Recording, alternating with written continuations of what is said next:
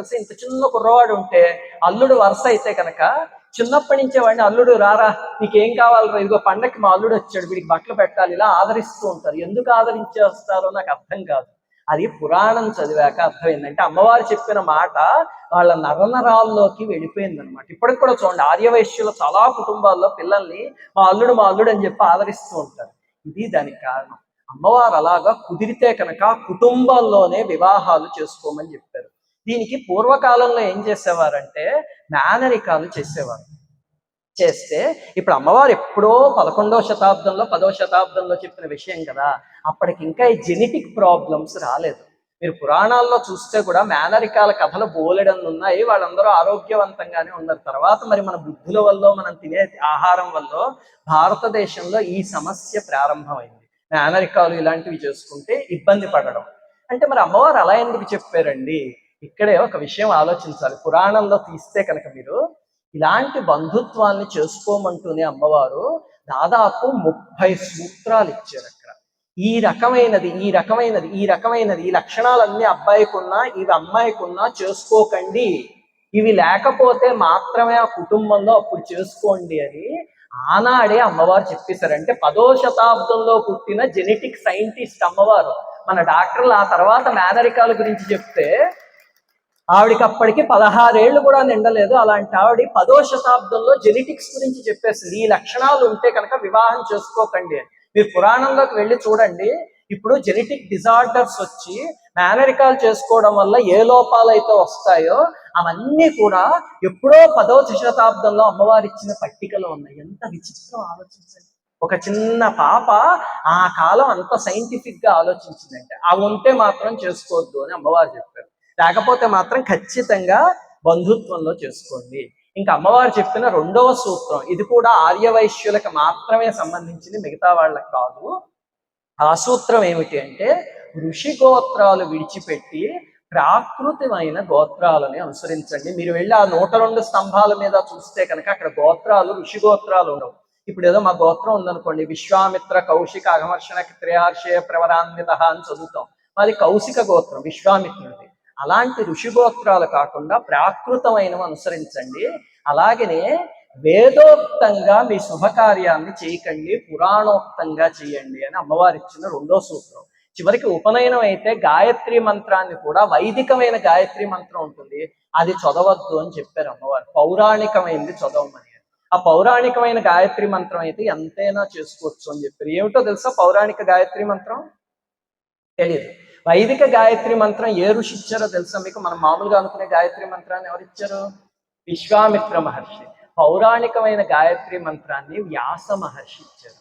అదే సర్వ చైతన్య రూపాంతాం ఆద్యాం విద్యాంచ ధీమహి బుద్ధిం యానః ప్రచోదయాత్. ఇది ఆ గాయత్రి మంత్రం 2 లైన్లు.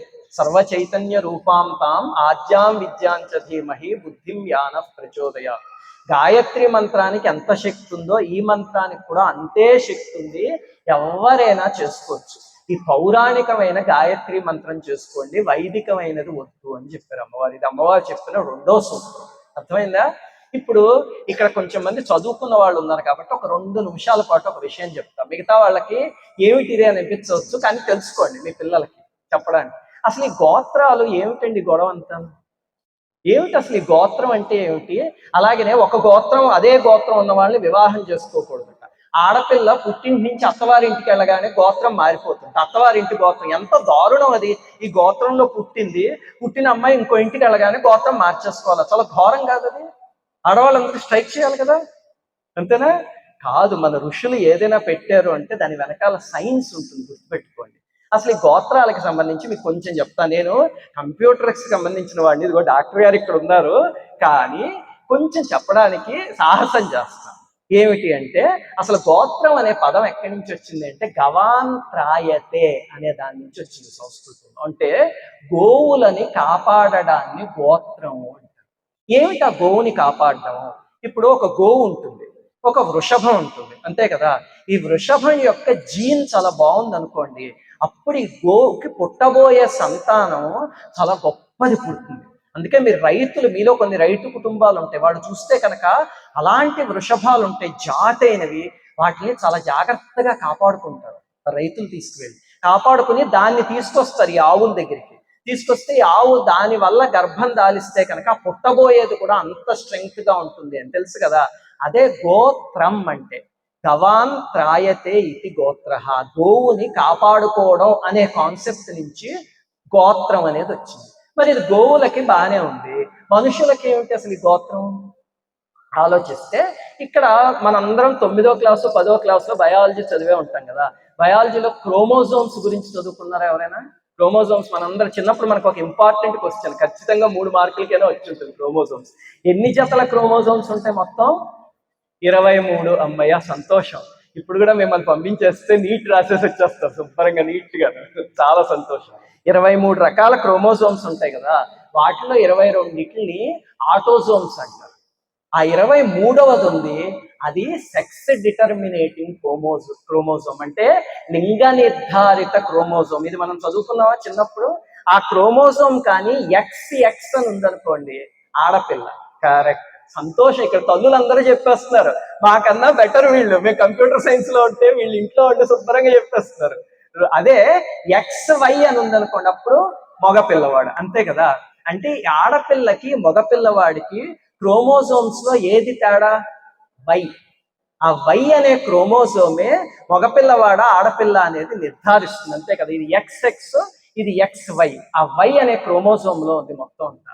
ఇప్పుడు విచిత్రమైన విషయం ఏమిటంటే, ఆ వై అనే క్రోమోజోమ్ ఆడవాళ్ళకు ఉందా? XX అంతే కదా వీళ్ళది. అది మగవాడికి మాత్రమే ఉంది, ఆ XY అనే క్రోమోజోమ్.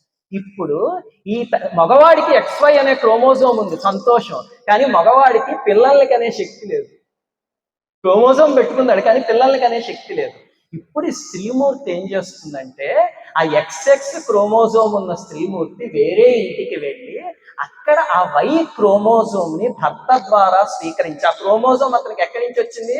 వాళ్ళ ముత్తాత గారి నుంచి, తాతగారి నుంచి, తండ్రి నుంచి ఇతనికి వచ్చిన క్రోమోజోమ్ తీసుకుని తన గర్భంలో దాల్చి రేపు ఒక కుమారుడికి జన్మనిచ్చి మళ్ళీ దాన్ని ఆ గోత్రాన్ని అలా మెయింటైన్ చేస్తూ ఇంకొక జనరేషన్ కి పంపిస్తుంది.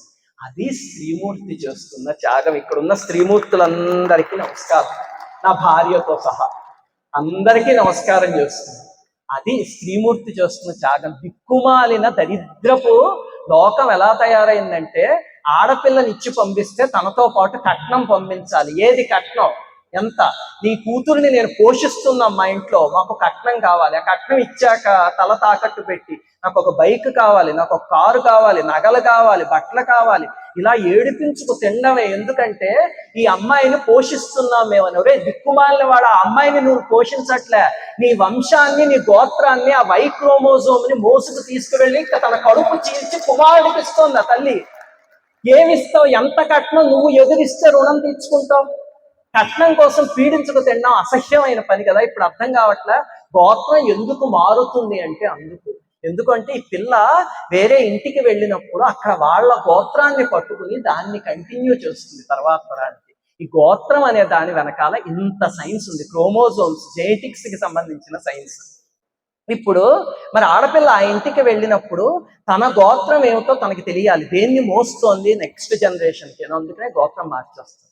అలాగనే ఒకే గోత్రం ఉన్న వాళ్ళు వివాహం చేసుకుంటే కనుక ఇది బలహీనం అయిపోతుంది అని చెప్పి వివాహం చేసుకోకూడదు అని ఋషులు చెప్పారు. దానికి ఒకే గోత్రంలో ఉన్న వాళ్ళు అన్నా చెల్లెళ్ళు అవుతారు అని ఒక సెంటిమెంట్ తో ముడివేశారు. వీళ్ళు అన్నా చెల్లెళ్ళు అవ్వడం మాట పక్కన పెట్టి మొట్టమొదట వాళ్ళు అనుకున్న గవాన్ త్రాయతే అనే ప్రిన్సిపుల్ బలహీనం అయిపోతుంది. అది అవ్వకుండా ఉండడం కోసం చేసిన సైంటిఫిక్ ఏర్పాటు. ఈ జెనెటిక్స్ థియరీ మన సైంటిస్టులు 200-300 ఏళ్ల క్రితం అని చెప్తే, మన ఋషులు లక్షల సంవత్సరాల క్రితం పురాణాల్లో చెప్పేశారు. ఇది భారతీయత. ఇప్పుడు అర్థమైందా క్రోమోజోమ్ థియరీ, ఆ గోత్రం ఏమిటో? ఇప్పుడు ఆ 102 మంది ఎక్కడ ఆ చుట్టుపక్కల ఉన్నారు కదా, వాళ్ళందరూ కూడా మీలో ఆ 102 అంశాలు ఉన్నాయన్నమాట. వాటిని కంటిన్యూ చేస్తున్నది మీరు చేసే త్యాగం. అలా చేస్తున్న మిమ్మల్ని గౌరవించాల్సింది మీ అందరి భర్తలు చేయాల్సిన బాధ్యత. అది భర్తలందరికీ కూడా చెప్పేస్తుంది, ఇంక్లూడింగ్ నేను. ఇప్పుడు అమ్మవారు చెప్పిన 3వ సూత్రం. ఇక్కడి నుంచి మాత్రం చెప్పబోయేవన్నీ మన అందరికీ అప్లికబుల్, ఆర్యవైశ్యులకు మాత్రమే కాదు. జాగ్రత్తగా వినండి. 3వ సూత్రం ఏమిటంటే, కుమార్తెకి కూడా తల్లిదండ్రుల ఆస్తిలో భాగం ఉంది అని అమ్మవారు చెప్పారు. విచిత్రం ఏమిటో తెలుసా, ఇది మీరు పురాణం తీసి చూస్తే సనత్సుజాతీయ సంహితలో ఇది రాసింది. కూతురికి కూడా తల్లిదండ్రుల ఆస్తిలో భాగం ఉంది అని. అది అమ్మవారు, మనం ఏదో రాజకీయ నాయకులు తెచ్చారు ఆడపిల్లలకి ఆస్తుల్లో భాగం అనుకుంటాం. రాజకీయ నాయకులు తేవడం కాదు, అమ్మవారు 10వ శతాబ్దంలోనే చెప్పేశారు అది. అది అమ్మవారి గొప్పతనం అంటే. అంటే రాజ్యాంగాల కన్నా బలమైన రాజ్యాంగం అమ్మవారు ఎప్పుడో 1000 ఏళ్ల క్రితమే రాసి పెట్టేశారు. కూతుళ్ళకి కూడా ఆస్తిలో భాగం ఉంది అని చెప్పారు అమ్మవారు.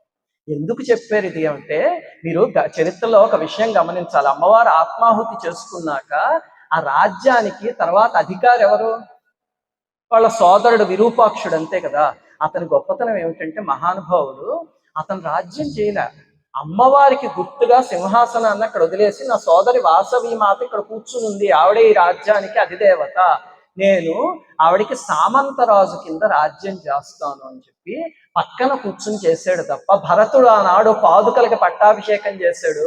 అలాగా పురాణంలో చేసిన మరో వ్యక్తి ఆ విరూపాక్షుడు. తన సోదరికి పట్టాభిషేకం చేసి సోదరుడు ఆ పక్కన కూర్చుని రాజ్యం చేశాడు. అంటే సోదరీమణుల్ని గౌరవించే కల్చర్ని మొట్టమొదట ప్రవేశపెట్టింది అతను విరూపాక్షుడు. అందుకే అమ్మవారు ఆ సూత్రాన్ని ఇచ్చారు, ఆడపిల్లలకు కూడా ఆస్తిలో భాగం ఇవ్వండి, ఆడపిల్లల్ని గౌరవించండి. ఈ కాలం ఎలా తయారైందంటే, పెళ్లి చేసుకుని వచ్చేసాక ఆ తల్లిదండ్రులు వెళ్ళిపోయారంటే ఇంకా పుట్టిల్లు అనేది ఉండట్లేదు ఆడపిల్లకి, అంతే కదా. అలా కాదు, ఎప్పుడు ఆడపిల్లలు వచ్చినా గౌరవించండి. కనీసం భగినీ హస్త భోజనం, రాఖీ పండగ ఇలాంటి వాటిలో అయినా చెల్లెలు ఇంటికి వెళ్ళి అక్కడ భోజనం చేసిన స్నేహితులు కొంతమంది ఉన్నారు బెంగళూరులో. ఆ పండుగలు వస్తే మాత్రం ఎలాంటి ప్రాజెక్ట్ ఉన్నా సరే సెలవు పెట్టేసేసి వాళ్ళు ఊరు వెళ్ళిపోయి వాళ్ళ అక్క దగ్గర భోజనం పెట్టి తిని, వాళ్ళ అక్కకి చక్కగా బట్టలు పెట్టి తృప్తోస్మి అనేంత వరకు డబ్బులు ఇచ్చి అప్పుడు తిరిగి వస్తూ ఉంటాడు. నా స్నేహితుడు ఒక అతను ఉన్నాడు అలాగే. ఒక అక్క భీమవరంలో ఉంది, ఒక అక్క బళ్ళారిలో ఉంది. ఈ 2 పండుగలు వచ్చేంటే మాత్రం అమెరికాలో ఉన్నా సరే వచ్చి వాళ్ళు ఊరు వెళ్ళిపోతూ ఉంటాడు. అది వైశ్యులు సోదరులకు ఇస్తున్న గౌరవం, సోదరీమణులకి. ఇది అందరూ నేర్చుకోవాల్సిన విషయం. అక్కా చెల్లెళ్ళు ఉంటే కనుక తప్పకుండా గౌరవించండి. అమ్మవారు కుటుంబ వ్యవస్థకి చేసిన ఏర్పాటు అది. ఈ కాలం చూస్తే అన్నాదమ్ముల మధ్య, అక్కా తమ్ముళ్ళ మధ్య, అక్కా చెల్లెళ్ళ మధ్య సంబంధాలు మృగ్యమైపోయాయి. అసలు అన్న తమ్ముడు ఇద్దరు ఉంటే, ఇప్పుడు అన్నయ్య పైకి వచ్చాడు అనుకోండి, తమ్ముడు సంతోషించాలి, తమ్ముడు పైకి వస్తే అన్నయ్య సంతోషించాలి. ఈ రెండింటి మధ్యలో ఒక వదిన ఎవరో వచ్చి చేరుతుంది, ఇంకంతే. అక్కడి నుంచి వీళ్ళు పైకి వస్తూ ఉంటే బాధ. ఎంత దారుణంగా తయారయ్యాయో అసలు మానవ సంబంధాలు. నాకు చెప్పాలనిపిస్తుంది. ఈయన సినిమా దర్శకుడు ఉన్నాడు రాజమౌళి, ఎస్ఎస్ రాజమౌళి అని. ఈయన సినిమా దర్శకత్వం చేస్తారు కదా, తెలుగు సినిమాని అంతర్జాతీయ స్థాయికి తీసుకెళ్లిన దర్శకుడు. ఆయనని మీరు ఎప్పుడైనా ఇంటర్వ్యూ పెట్టి అడగండి, మీ కుటుంబానికి ఇలా ఇంత వృద్ధిలోకి రావడానికి కారణం ఏమిటి అని. మొట్టమొదట తన తల్లి తండ్రి పేరు చెప్పడు, తన వదిన పేరు. ఆయనకి ఒక వదిన ఉంది తల్లి. ఆవిడ ఆ కుటుంబం మొత్తం తామర పువ్వులో ఉన్న రేకులైతే ఆవిడ శ్రీవల్లి అనుకుంటా ఆవిడ పేరు, మధ్యలో ఉన్న కర్ణిక లాంటిది. ఆవిడ అక్కడ నిలబడి ఆ కుటుంబంలో ఉన్న రేకులు మొత్తాన్ని, ఆ పద్మాన్ని అలా పట్టుకు నిలబెట్టింది. ఒక సరైన స్త్రీ ఒక కుటుంబంలోకి వస్తే ఆ కుటుంబం అలా నిలబడుతుంది. ఆ స్త్రీయే సరైన మనిషి రాకపోతే ఆ రేకులు కింద విడిపోతుంది. ఏదైనా కన్స్ట్రక్ట్ చేసినా డిస్ట్రక్ట్ చేసినా సరే ఒక స్త్రీయే చేయగలదు. అందుకే స్త్రీలకి అమ్మవారు అంత పెద్ద పీట వేశారు. మీ సోదరుని అలా చూసుకోండి. ఇంకా అమ్మవారు చెప్పిన 4వ సూత్రం, ఇది జాగ్రత్తగా వినండి. ఈ తప్పు అందరం చేస్తున్నాం మనం. అమ్మవారు చెప్పారు, ఈ తప్పు చేస్తే బ్రహ్మహత్యా పాతకంతో సమానము అని. ఏమిటా తప్పు? 4వది, వివాహ నిశ్చితార్థం చేసుకున్నాక పొరపాటున కూడా మోసం చెయ్యకండి. ఇది అమ్మవారు చెప్పిన 4వ సూత్రం. ఈ కాలం ఎలా తయారైందంటే, నాకు ఈమెయిల్స్ వస్తూ ఉంటాయి, మేము ఫలానా సంబంధానికి నిశ్చితార్థం చేసేసుకున్నాం అండి, ఎంగేజ్మెంట్ అయిపోయింది, ఆ అబ్బాయి ఫలానా సంస్థలో పనిచేస్తాడు, ఎక్కడో బెంగళూరులోనో చెన్నైలోనో. ఇప్పుడు ఇంకొక సంబంధం వచ్చింది, ఈ అబ్బాయి అమెరికాలో మైక్రోసాఫ్ట్ లో పనిచేస్తున్నట్ట. ఈ సంబంధం అన్నిటికన్నా అనుకూలంగా ఉంది, చాలా బాగుంది, ఇది మార్చేసి ఇది పెళ్లి చేసుకుంటే పాపం వస్తుంది అంటున్నారు. అలా పాపం రాకుండా ఏమన్నా శ్లోకం ఉంటే చెప్తారా? నేను మా అమ్మాయి శుభ్రంగా చదివేసుకుని ఈ ఎంగేజ్మెంట్ అంతా క్యాన్సిల్ చేసేసి చక్కగాను ఆ అమెరికా సంబంధాన్ని పెళ్లి చేసేసుకోవాలంటే పాపం. అది కూడా ఏమిటంటే, అవతలవాడు ఎలా పోతాడో అని లేదు, వీళ్ళకి పాపం రాకూడదు. అక్కడ కూడా మళ్ళీ ఆ స్వార్థమే చూడండి. పాప అబ్బాయి ఏమైపోతాడో అని లేదు. ఇది కేవలం అమ్మాయిల విషయంలోనే కాదు, అబ్బాయిల విషయంలో కూడా. ఒక అమ్మాయితో నిశ్చితార్థం చేసుకుని ఆ తర్వాత ఇంకొక అమ్మాయి నాకు ఇంతకన్నా మంచిది అనిపించింది అనుకోండి, ఏదో ఒక రకంగా ఈ అమ్మాయిని మోసం చేయడం, అక్కడికి వెళ్ళిపోవడం, అలాంటి పనులు చేస్తే బ్రహ్మహత్యా పాతకం చుట్టుకుంటుంది అని అమ్మవారు 4వ సూత్రంలో చెప్పారు. పొరపాటున కూడా చేయకండి. ఇది అందరికీ అప్లికబుల్లేనా? వైశ్యులకి మాత్రమేనా? కాదు, అందరికీ అప్లికబుల్లే. ఎప్పుడు ఆ పనులు చేయకండి. దీనికి సామాన్యంగా మనం చేసేవి 3 కారణాలు ఉంటాయి. ఒకటి ఏమిటి అంటే, ఎవరో ఒక పిల్లాడో నాకు ఫలానా వాళ్ళంటే ఇష్టం అన్నారు అనుకోండి, బలవంతంగా వాళ్ళు నోరు నొక్కేసేసి ఇంకొకరికి ఇచ్చి పెళ్లి చేద్దాము అని చూస్తారు. చేస్తే వీళ్ళు ఏం చేస్తారు, ఆ పెళ్లి చివరి వరకు వచ్చాక ఆఖరి మూమెంట్ లో జెండాపై కపిరాజు, అంతేనా? ఇంకంతకన్నా ఈ సభలో కూర్చుని నేనేమి చెప్పలేను. అలా అయితే తప్పు ఆ పిల్లదో పిల్లాడిదా, ఎవరిది? తల్లిదండ్రులది. కరెక్ట్ గా చెప్పారు. ఆ పిల్లది ఆ పిల్లాడిది కదా, తల్లిదండ్రుల తప్పది. వాళ్ళకు వస్తుంది బ్రహ్మహత్యా పాతకం. ఇవన్నిటికీ కూడా వెనకాల కారణం వాళ్ళు. ఇంకొకటి ఏమిటి అంటే, ఇది మీకు చెప్తున్నాను, ఊరికి అమ్మవారు చెప్పింది కాదు. ఎప్పుడు కూడా నిశ్చితార్థానికి పెళ్లికి మధ్యలో ఇంత దూరం పెట్టకండి. వాళ్ళు ఏదో ఫోన్లో ఎంజాయ్ చేసుకుంటారండి. వాళ్ళు చేసే ఎంజాయ్ ఏమీ లేదు. ఎయిర్టెల్ వాడికో ఇంకొకటికో వాళ్ళకి బిల్లు వస్తుంది అంతే ప్రతి నెలను. దీనివల్ల ఏమవుతాయంటే లోపాలు కనిపించడం మొదలయ్యి చివరికి దూరం పెరిగిపోయి, చూడండి పెళ్లికి నిశ్చితార్థానికి బాగా దూరం ఉన్న సంబంధాల్లో చాలా వరకు క్యాన్సిల్ అయిపోతున్నాయి కాలం. ఎందుకంటే ఎక్కడో ఒక లోపాలు కనిపిస్తాయి వాళ్ళకి, ఇంకక్కడి నుంచి పోట్లాడుకుంటారు, క్యాన్సిల్ చేసేసుకుంటారు. ఎలా క్యాన్సిల్ అయినా తప్పు తల్లిదండ్రులదే. అందుకని ఎప్పుడో నిశ్చితార్థం అంటే పెళ్లికి ముందు పెట్టుకోండి, కొంచెం ముందు. అది అయిపోగానే వివాహం చేసేయండి, అయిపోతుంది వివాహం. అంతేకాని ఒప్పుకున్న వివాహాన్ని మాత్రం అన్యాయంగా బ్రేక్ చేయకూడదు. కానీ అమ్మవారు చాలా ఆ మేధస్సు మాటల్లో చెప్పలేం. పురాణాల్లో చూస్తే ఇది చెప్పిన కిందే మళ్ళీ ఒక 10 కండిషన్స్ చెప్పారు. చెప్పి ఈ కండిషన్స్ లో ఏవైనా ఉంటే కనుక అప్పుడు వివాహం రద్దు చేసుకోవచ్చు అని మళ్ళీ ఆవిడే చెప్పారు కూడా పాపం తల్లి. కానీ మామూలుగా అయితే మాత్రం చేసుకోకండి అలాగా, పాపం అని చెప్పారు. ఇది 4వ సూత్రం. ఇంకా 5వ సూత్రం ఏమిటి అంటే, ఇది మళ్ళీ ఆర్యవైశ్యులకి మాత్రమే సంబంధించింది. మాంసాహారాన్ని పొరపాటును కూడా తీసుకోకండి, విసర్జించండి. ఇది చెప్పారు. ఇది మాత్రం చాలా బాధాకరమైన విషయం. ఇందాక నేనే నా నోటితో చెప్పా, వైశ్యులు నా స్నేహితులు చాలా మంది చక్కగా అల్లుల్ని గౌరవిస్తారు, చక్కగా సోదరుల్ని గౌరవిస్తారు అని. అది ఎంత ఆనందంతో చెప్పానో ఇది అంత బాధతో చెప్తున్నాను. నా మిత్రుల్లో ఎంతో మంది మాంసాహారులు దురదృష్టవశాత్తు. ఏమిటంటే ఎక్కడికో ఏదో కాలేజ్కో యూనివర్సిటీకో హాస్టల్కో వేరే దేశానికో వెళ్తారు, వెళ్ళి స్నేహితుల్ని చూసి అలా అలవాటు చేసేసుకుని ఇంకా తినేయడం మొదలు పెడతారు. అమ్మవారు పురాణంలో క్లియర్ గా చెప్పారు, ఈ సూత్రాలన్నీ పాటించిన వాళ్ళు ఎప్పుడు నా గొడుగు కింద నా అనుగ్రహంలో ఉంటారు, ఈ సూత్రాల్ని తప్పిన వాళ్ళ చెయ్యి నేను వదిలేస్తాను అని. పొరపాటున కూడా మాంసాహారం మాత్రం స్వీకరించకండి, అది మీ వర్ణానికి నిషిద్ధం. అది మాంసాహారం స్వీకరించడం తప్పా రైటా అంటే, ఎవరికి నిషిద్ధమో వాళ్ళు తినకూడదు, ఎవరికి విధించారో వాళ్ళు కావాలనుకుంటే తినచ్చు. అందుకని ఆర్యవైశ్యులు మాత్రం పొరపాటున కూడా తినకండి. ఇది అమ్మవారికి మీరు ఇచ్చిన మాట, ఇప్పటికే ఈ అలవాటు చేసుకుని ఉంటే మాంచుకోండి. ఇంకా 6వ సూత్రం ఏమిటంటే, ధనం పైన ప్రలోభం చేత, గర్వం చేత, కామక్రోధాదుల చేత వంశాచారాన్ని విడిచిపెట్టకండి. ఇది అందరికీ అప్లికబుల్. ఇప్పుడు ఒక బ్రాహ్మణుడు ఉన్నాడు, బ్రాహ్మణుడికి వంశాచారం ఏమిటి? ఒక పూజ, ఒక పునస్కారం, అలాగే ఏదో వేదం నేర్చుకోవడం, 10 మందికి ఆ తరువాత భగవంతుడికి సంబంధించింది నేర్పడం, ఇది వంశాచారం. కాకపోతే ఇప్పుడు నేను సాఫ్ట్వేర్ ఇంజనీర్, నా ఆచారం ఏమిటి? పొద్దున్న లేవగానే కోడింగ్ చేసుకోవడం, అంతేనా? ఆ కోడింగ్ చేసుకుని నేను డబ్బులు సంపాదించుకుంటున్నా సరే ఈ ఆచారాన్ని మాత్రం వదిలిపెట్టకూడదు. అలాగే వైశ్యులు, ఇప్పుడు సాఫ్ట్వేర్ ఇంజనీర్ ఒక అబ్బాయి అన్నాడు, వాళ్ళకి వృత్తి అది ఆచారం, దాన్ని మాత్రం వదలకూడదు, అగౌరవపరచకూడదు. అంతేకాని ఇంకొక వ్యాపారం చేసుకునే అబ్బాయి దగ్గరికి వెళ్ళి అతను చక్కగా వ్యాపారం చేసుకుంటుంటే, ఏమిట్రా నువ్వు సాఫ్ట్వేర్ ఇంజనీర్ అవ్వలేదు, నేను US వెళ్ళిపోయాను అనకూడదు. అతను చక్కగా ఆ వంశాచారాన్ని కొనసాగిస్తున్నాడు, మెచ్చుకోండి, అందుకు వెళ్ళి అతని షాపులో కొనుక్కోండి చక్కగా. ఆ ఆచారానికి మాత్రం ఎప్పుడు దూరం కాకండి. అలాగే క్షత్రియుడు ఉన్నాడు, క్షాత్రం అనేది ధర్మం. అంటే ఎక్కడైనా ఏదైనా అన్యాయం జరుగుతుంటే అక్కడ నిలబడాలి, వీలైతే వెళ్ళి పోరాడాలి, అది క్షత్రియ ధర్మం. ఆ పని బ్రాహ్మణుడు చేయకూడదు, క్షత్రియుడు చేయాలి. అలాంటి చేయాల్సి వచ్చినప్పుడు పారిపోకండి, నేను సాఫ్ట్వేర్ ఇంజనీర్ని కదా అని. ఒక క్షత్రియుడైతే అక్కడ నిలబడాలి. అలా ఎవరికి సంబంధించిన వాళ్ళకు ఉంది. మీరు ఏ ఉద్యోగం చేసుకున్నా పర్లేదు ప్రపంచంలో, ఆ సాంప్రదాయాన్ని మాత్రం గౌరవించండి, మీ తర్వాతి తరాల వాళ్ళకి తెలియచేయండి. ఇంకా 7వది, ఎట్టి పరిస్థితుల్లోనూ బ్రహ్మజ్ఞానుల్ని అవమానించకండి. ఇది కూడా అమ్మవారు అందరికీ ఇచ్చిన సూత్రం. ఈ కాలం ఎలా తయారైపోయిందంటే, అహంకారంతో ఒక సన్యాసి లేడు, ఒక సాధువు లేడు, ఒక మహాత్ముడు లేడు, ఒక అవధూత లేడు, ఎవరు పడితే వాళ్ళని యూట్యూబ్ ఒక మాధ్యమం దొరికింది కదా అని నోటికి వచ్చినట్టు వదలడం. యువతల పక్క మాట్లాడే వాళ్ళకి అర్హత ఏమిటి అనేది కూడా ఎప్పుడు ఆలోచించరు. ఉంది ఫ్రీగాను, అడిగేవాళ్ళు లేడు. ఒక మహాత్ముడు ఉన్నాడా, మనకేమన్నా అనుమానం వచ్చిందా, తిట్టేద్దాం అంటే నోటికి వచ్చినట్టు, ఏముంది ఎవడా వచ్చి అరెస్ట్ చేస్తాడు అని.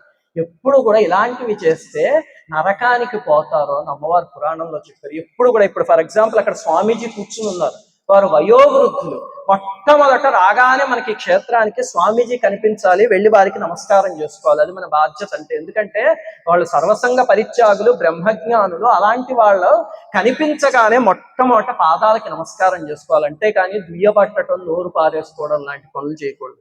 ఇది అమ్మవారు ఇచ్చిన 7వ సూత్రం. 8వ సూత్రం ఏమిటంటే గంగ పూజ చాలా ముఖ్యమైనది, ముఖ్యంగా వైశ్యులందరికీ అని చెప్పారు. ఇది కూడా అందరికీ అప్లికబుల్లే. గంగ పూజ అంటే ఏమిటి? కాశీ వెళ్ళి గంగలో స్నానం చేయడం ఒకటే కాదు. గంగా అంటే నీరు అని అర్థం. ఏ నీటినైనా సరే దేవతా స్వరూపం. కృష్ణ అయినా, గోదావరి అయినా, నర్మద అయినా, తుంగభద్ర అయినా, ఎవరైనా సరే చివరికి మన బాత్రూంలో వస్తున్న పంపు నీళ్ళైనా సరే దేవతా స్వరూపం. బాత్రూంలో వచ్చే పంపు నీళ్ళని మనం ఎలా గౌరవించాలి చెప్పండి? వేస్ట్ చేయకుండా ఉంటే గౌరవించడం. అంతేనా? ట్యాప్లు ఇప్పేసేసి శుభ్రంగా టీవీ చూసుకుని ఒక 4 బకెట్లు పోయిన తర్వాత కట్టేసి, అది కూడా జలదేవతని అవమానించడమే. జలదేవతని ఎవరు అవమానించద్దు అని చెప్పారు. అందుకే మీరు చూస్తే ఆర్యవైశ్యుల్లో చాలా మంది 12 పుష్కరాలకి వెళ్తూ ఉంటారు. చూసారా, చాలా మంది ఎక్కడ పుష్కరాలు జరిగినా సరే అక్కడికి వెళ్ళిపోతారు. కారణం ఏమిటంటే అమ్మవారు చెప్పారు గంగ పూజ వీళ్ళందరికీ ముఖ్యం అని. వాళ్ళు ఇప్పటికీ తరతరాలుగా పాటిస్తున్నారు. తర్వాత 9వ సూత్రం అమ్మవారు చెప్పింది, 11టిలో 9వది, దేవతా శక్తుల్ని అవమానించకండి, నాస్తికత్వం వైపుకి వెళ్ళకండి. నాస్తికులు ఉన్నారనుకోండి, ఊరికే సరదాగా వీళ్ళతో మాట్లాడడం, లేకపోతే ఇప్పుడు ఏదో రామాయణాన్ని తిడుతూ ఒక పుస్తకం ఉంది, అసలు ఏముంది సరదాగా చదువుతాం మొదలు పెట్టకండి. ఎప్పుడు కూడా గుర్తుపెట్టుకోండి, చెడు ఎప్పుడు చాలా కన్విన్సింగ్ గా అనిపిస్తుంది, మంచి కన్విన్సింగ్ గా అనిపిస్తుంది. అది బుద్ధికి, మనస్సుకున్న ఒక దౌర్బల్యం. అది ఇప్పుడు ఎవరినో పూజ చేయమని పిలిచారనుకోండి, ఆ పక్కనే ఒక చోట జూదం ఆడుతున్నారు అనుకోండి, పేకాట ఆడుతున్నారు అనుకోండి, ఈ పూజ చేసి 365 రోజులు కష్టపడి రోజు కూర్చోబెట్టండి, 66వ రోజు వదిలేయండి, ఆ పేకాట పక్కకి వెళ్ళి కూర్చున్నాడంటే ఆకర్షితుడే. ఎప్పుడు అంతే, అది నెగిటివ్ సైడ్ చాలా ఫాస్ట్ గా వెళ్ళిపోతారు, పాజిటివ్ సైడ్ వెళ్ళలేరు. అందుకని నాస్తికత్వం వైపుకి వెళ్ళొద్దు అని చెప్పారు అమ్మవారు. ఇందాక ఉదయం నన్ను ఎవరో అడుగుతున్నారు, మా తరం వాళ్ళు, యంగ్స్టర్స్ అనమాట వాళ్ళు, శరణ్ వాళ్ళ మిత్రులందరూ, మా తరం వాళ్ళు భగవంతుడికి దగ్గర అవ్వాలి అంటే రోజు చెయ్యాల్సిన పనులు ఏమున్నాయండి అని. ఒక 5 పనులు ఉన్నాయి. ఒక దాన్ని దేవయజ్ఞం అంటారు, 5 యజ్ఞాలు అంటారు వాటిని. దేవయజ్ఞం అంటే ప్రతిరోజు భగవంతుడికి ఏదో ఒక రూపంలో ఒక 5 నిమిషాలైనా పూజ చేసుకోండి. ఆ పూజ కూడా కోరికల కోసం కాదు. మనం ఎలాంటి వాళ్ళం అంటే, ఆ భగవంతుడు 10 కోరికలు తీర్చాడు అనుకోండి, 11వది ఏముందా అని ఆలోచిస్తాం తప్ప ఈ రోజైనా కోరిక లేకుండా భగవంతుడికి పూజ చేద్దాము అని ఆలోచించాం. అది చేసి రోజు 10 నిమిషాలైనా ఇచ్చిన దానికి కృతజ్ఞత చెప్పడానికి ప్రయత్నించండి. తర్వాత ఋషి యజ్ఞము అని ఒకటి ఉంది. ఋషులు మనకి ఎన్నో ఇచ్చారు, స్తోత్రాలు అవన్నీ. వాళ్ళకి మనం ఏమి ఇవ్వాలి? లైక్, షేరు, సబ్స్క్రైబ్ మనం ఋషులకు ఇవ్వలేము, అంతే కదా. మరి ఏమిస్తాం ఋషులకి అంటే, వాళ్ళు ఇచ్చిన దాన్ని చదవటం, వాళ్ళు ఇచ్చిన స్తోత్రాన్ని రోజు చదవండి. చదవడం రాకపోతే రామాయణం పుస్తకం కొని దానికి ఒక పువ్వు పెట్టండి రోజులు, వాల్మీకి మహర్షిని గౌరవించినట్టే. 3వది పితృయజ్ఞం. పితృయజ్ఞం అంటే బతికుండగా తల్లిదండ్రుల్ని, అత్తమామల్ని కూడా ప్రేమగా చూసుకోవడం. మా అత్తగారు నాతో బాగలేదండి, నేను ఎందుకు ప్రేమగా చూడాలి అంటే, మీ అత్తగారి కోసం కాదు, నీ కోసం, నీ పిల్లల కోసం చూసుకోవాలి. వాళ్ళని ప్రేమగా చూసుకుంటేనే మన తరం సరిగ్గా తర్వాత తరానికి అందుతుంది. పితృదేవతల ఆశీర్వాదం అంటారు. వీళ్ళ ఆశీర్వాదం కాదు, వీళ్ళని మనం ఎలా చూస్తామో పైనుంచి ఒకళ్ళు చూస్తారు, వాళ్ళ ఆశీర్వాదం దొరుకుతుంది. అది పితృయజ్ఞం అంటారు. తర్వాతది మనుష్య యజ్ఞం అంటారు. అంటే మన సాటి మనిషి వల్లే మనం బతకగలుగుతాం. ఆ మనుషులకి ఏదో ఒకటి చెయ్యండి. ఎవరికో ఇంత అన్నం పెట్టండి. చూడండి, నాకు ఈ ఆలయంలో బాగా నచ్చేది అదే. ఇందాక సైంటిస్టుల్ని తీసుకొచ్చి ఇక్కడ సన్మానం చేశారు, అది కూడా మనుష్య యజ్ఞమే. ఎందుకంటే వాళ్ళు దేశానికి సేవ చేస్తున్నారు. ఇప్పుడు మనం ఇస్రోలోకి వెళ్ళి మనం సేవ చేయలేం కదా, దేశానికి ఒక శాటిలైట్ ఏదో కనిపెట్టినాం. మనం ఏం చేయగలం అంటే, అలా కనిపెట్టిన ఆయన ఉన్నారు, ఆయనకి నమస్కారం చేసి అభినందించగలిగితే అది మనుష్య యజ్ఞం. అలాగనే ఇక్కడ ఒక భోజనశాల కట్టారు. ఇందాక ఆయన మీకు చెప్పారు కదా, మీరు అందరూ ఇది అయ్యాక వెళ్ళి భోజనం చెయ్యండి అని. ఆ భోజనశాలలో వాళ్ళు ఏం చేస్తున్నారంటే, ప్రతిరోజు ఉదయం అల్పాహారం, మధ్యాహ్నం భోజనం, రాత్రి భోజనం, ఈ ఆలయం దర్శనం చేసుకోవడానికి ఎవరు వచ్చారో వాళ్ళందరికీ ఫ్రీగా అక్కడ ప్రతిరోజు భోజనం పెడుతున్నారు. ఎంత గొప్ప విషయం అది! ఎవరి దగ్గర రూపాయి తీసుకోవట్లేదు, ఫ్రీగా భోజనం పెడుతున్నారు. అది మనుష్య యజ్ఞం. మరి వీళ్ళు చేస్తున్నారు మనుష్య యజ్ఞం, మనం ఏం చేస్తాం? ఏమీ లేదు. అక్కడికి వెళ్ళినప్పుడు మనకు అది నచ్చింది అనుకోండి, ఒక ఇంత డొనేషన్ ఇచ్చి అయ్యా మీరు ఇంకో 10 మందికి భోజనం పెట్టండి. వాళ్ళకి ఏదో 3 పూట్ల ఒక మనిషికి భోజనం పెట్టాలి అంటే ₹135 అవుతుంది. ఒక మనిషికి 3 పూట్ల బ్రేక్ఫాస్ట్, లంచ్, డిన్నర్. అలా నేనేదో 10 మంది మనుషులకు ఇవ్వగలుగుతాను అనుకోండి, ఇంకొకళ్ళు 100కి ఇవ్వగలిగితే ఒకటి. అలా చేయగలిగితే మన వైపు నుంచి కూడా మనుష్య రుణం తీర్చుకున్నట్టే. ఇంకా ఆఖరిది భూత యజ్ఞం. అంటే పక్షులకి, ప్రాణులకి ఏదో ఒకటి, ఇక్కడ కోశాలు ఒకటి కట్టారు, లేకపోతే ఏం అక్కర్లే, వేసవకాలం వస్తే ఒక తొట్టి నిండా నీళ్లు పోసి డాబా పైన పెట్టండి. ప్రతిరోజు ఆ నీళ్లు మారుస్తూ ఉండండి. అంటే మీరు ఏ వచ్చిందా తాగిందా చూడకండి, అది చేసినా సరే భూత యజ్ఞం. ఇలాంటివి చేయగలిగితే ఎన్ని పూజలు చేసినా దానికన్నా ఉత్తమం, ప్రతిరోజు ఈ 5 చేయగలిగితే. ఇది అమ్మవారు చెప్పిన 9వ సూత్రం. ఇంకా 10వది ఏమిటంటే గోపూజ ఎట్టి పరిస్థితుల్లో విడిచిపెట్టకండి. 11వది ధర్మ కార్యాలు విడిచిపెట్టకండి. ఇది అమ్మవారు చెప్పినవి ఈ 11 సూత్రాలు. నాకు ఈ క్షేత్రానికి వస్తే బాగా నచ్చేది అది. గోవిందరాజులు గారు వాళ్ళు, మీలో బెంగళూరు వాళ్ళు ఎంతమందో నాకు తెలియదు కానీ, బెంగళూరులో మల్లేశ్వరంలో ఒక వాసవి అమ్మవారి ఆలయం ఉంది. అది ఎప్పుడో చాలా పురాతనమైన ఆలయం. ఈ ఆలయం అయితే కట్టి 5-6 సంవత్సరాలు అవుతుందంటే, అమ్మో అక్కడ చేసే సేవ అసలు మాటల్లో చెప్పలేం. 1993 నుంచి అక్కడ నిరంతరాయంగా సేవ కొనసాగుతుంది. వాళ్ళు కిడ్నీకి డయాలసిస్ ఉంటుంది కదా, అసలు డయాలసిస్ చేయించుకోవాలంటే ఆస్తులు అమ్మేసుకోవాలి, తెలుసు కదా. అది చాలా నామినల్ ఫీతో అక్కడ డయాలసిస్ దాదాపుగా ఉచితంగా చేస్తున్నారు బెంగళూరులో.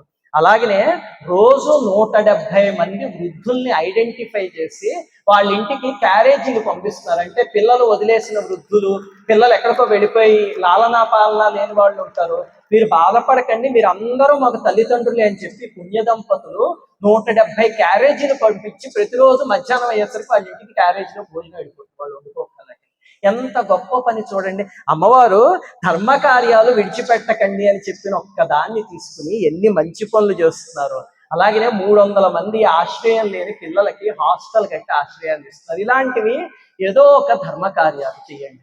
ఇలాంటివన్నీ చేయగలిగితే కనుక అప్పుడు అమ్మవారు ఆ రోజు చేసిన త్యాగానికి, ఆ రోజు చెప్పిన ఈ 11 సూత్రాలకి ఇప్పటికీ మనం గౌరవం ఇస్తున్నట్టు లెక్క. 11కి 11 మనం చేయలేకపోవచ్చు, కానీ వీటిలో 1, 2, 3 ఏవో ఒకటి నిశ్చితార్థం చేసుకుంటే పెళ్లి క్యాన్సిల్ చేసుకోకండి, తల్లిదండ్రుల్ని అత్తమామల్ని బాగా చూడండి, ఇలాంటివైనా మనం ఇంట్లో పాటించగలం కదా. కనీసం అవి తీసుకునేనా పాటించి అమ్మవారి అనుగ్రహానికి మన అందరం పాత్రులు కావాలని కోరుకుంటూ జై వాసవి.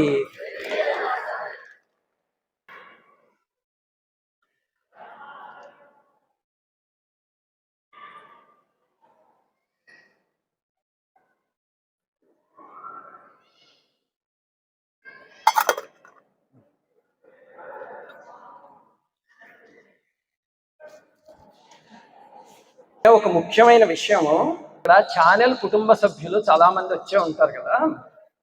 గతంలో ఇలాగనే మల్లేశ్వరంలో మీ గోదావరి ఛానల్ను సబ్స్క్రైబ్ చేయండి, లైక్ చేయండి, షేర్ చేయండి.